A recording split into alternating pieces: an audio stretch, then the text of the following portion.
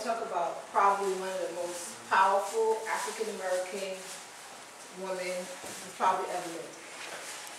No, I'm not talking about Harriet Tubman, Sojourner Truth, Faneuil Hamer, Rosa Parks. I'm talking about someone else that you probably never ever heard of. And if you heard of her, you probably know her husband more than you know her son. Her name is Clara Muhammad.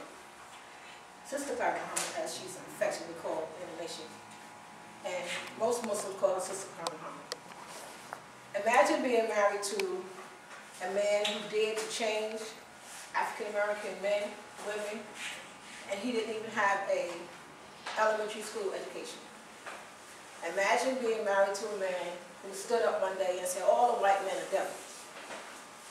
He said it everywhere. Imagine being married to a man who had a message for the black man.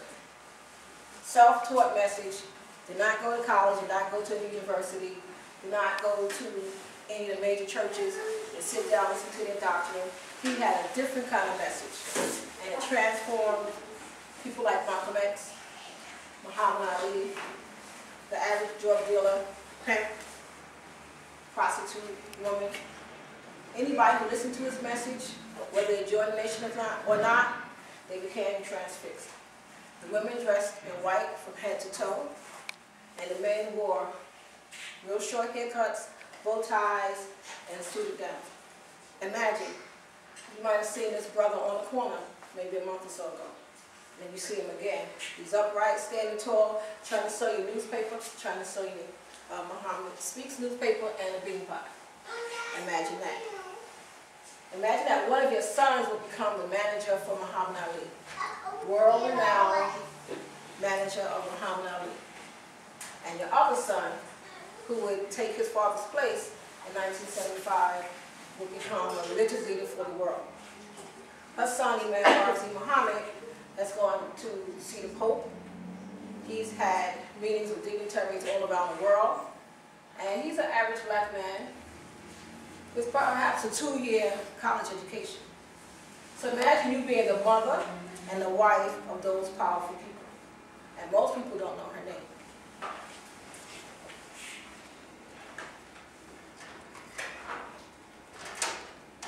This is Sister Clara Muhammad. She was born in 1899 in Georgia, and she died in 1972. She had 8 children. And she was a very powerful woman. When you look at her picture and you think about the things that she accomplished, because she did not have a grade school education either, words that come to mind would be majestic, humble, strong, dedicated. She didn't take no mess like Harriet Tubman, but she got things done. And back in that time, most African Americans had a problem with the public school system because the curriculum was predominantly, if not all white. So she decided that she didn't want, her and some other believers in Detroit decided they didn't want their children to be brainwashed in the public school system.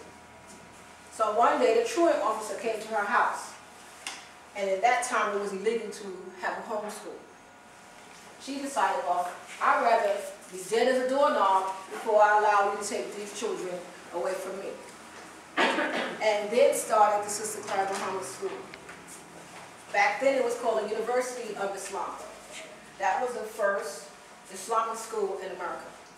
Today there's about 33, if not more, Sister Clara Muhammad schools throughout the country. And there's also one in Bermuda. They have weekend school, part-time school, and full-time schools. I think she probably started the homeschool movement. Of course, they won't give her credit for it because her husband was too much of a radical and a rebel.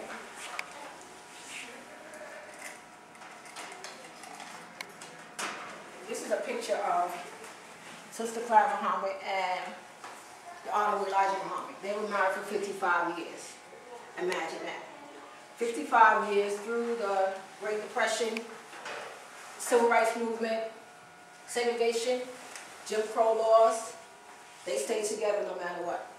55 years. So I would say she was very dedicated, loyal, and sometimes she had to take over the organization and run the organization when her husband was in jail So she kept the movement going. She don't get credit a lot for that. Her husband was incarcerated for not going into the army in World War II. So he was a conscientious observer. She kept the movement going. She also started the Muslim girls training. All the girls and the young women, once they became a Muslim, they had to learn certain things: how to cook, how to clean, how to press their uniforms, how to do certain things. Because back then they felt that whatever they were learning, it wasn't adequate. So she started this whole, I guess that would be home economics. Would we call that home economics? Back in probably in the early 1930s. Of course, she doesn't get credit for any of these things. Recently, I was looking at a video, and her granddaughter was speaking about her. And she said a few things that her grandmother always instilled in her: to be honest. Don't talk about people, don't backbite, don't repeat things that you don't know is true. Imagine that, and we still follow those principles. And she was a little short woman, dark, beautiful, majestic looking female, but probably very, very powerful. And most people don't know her name. Her name is Sister Pat Muhammad. Backbite is when you talk about someone behind the back. It's another form of gossip. Backstabbing, that kind of stuff. Has anybody ever heard of Sister Pat Muhammad? No? She was Elijah Muhammad's wife. She was probably the Rock says in the show, it says Rock, but she was probably the Rock, and then the Rock. That's how it was. Small little person, but very powerful. They believed in like black man should do for self. Exactly. Do for self. You know, make a job, make your own job. So imagine if you did that today. They're saying that